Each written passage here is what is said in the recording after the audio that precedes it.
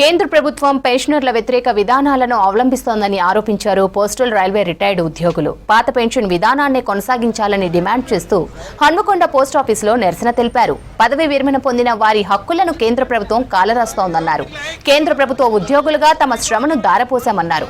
పెన్షన్లు, వేతనాలు తీసుకుంటున్న పాలకులు రిటైర్డ్ ఉద్యోగుల పెన్షన్ చెల్లింపులో తీరని అన్యాయం చేస్తున్నారని విమర్శించారు.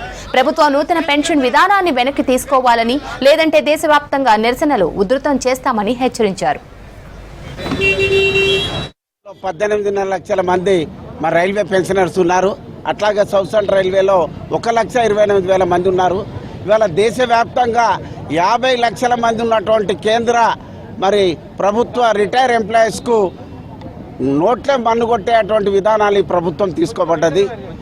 పెరుగుతున్నటువంటి ధరలకు మరి వాళ్ళ జీవితం మొత్తం కూడా సర్వీస్ చేసి మరి రిటైర్డ్ అయినటువంటి వాళ్లకు మరి పెన్షన్ కోత విధించేటువంటి విధానం ఏదైతే ప్రభుత్వం తీసుకున్న చట్టము దాన్ని తీవ్రంగా ఖండిస్తున్నాము.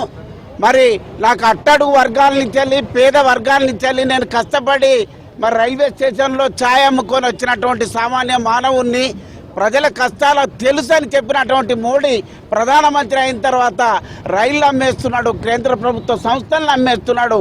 అలాగే చివరిగా కేంద్ర ప్రభుత్వ ఉద్యోగులు రిటైర్ అయినటువంటి వాళ్ళ పెన్షన్ మీద కూడా మట్టి కొట్టేటువంటి కార్యక్రమాన్ని చాలా తీవ్రంగా వ్యతిరేకిస్తున్నాం. దీన్ని వెంటనే విత్డ్రా చేసుకోవాలి. పెరుగుతున్న మిగతా వాళ్ళతో పాటు పెన్షనర్కు ఖచ్చితంగా పే కమిషన్లో వచ్చేటువంటి ఏదైతే చట్టం అమలవుతున్నదో అది ఇవ్వాలనేది డిమాండ్ చేస్తున్నాం.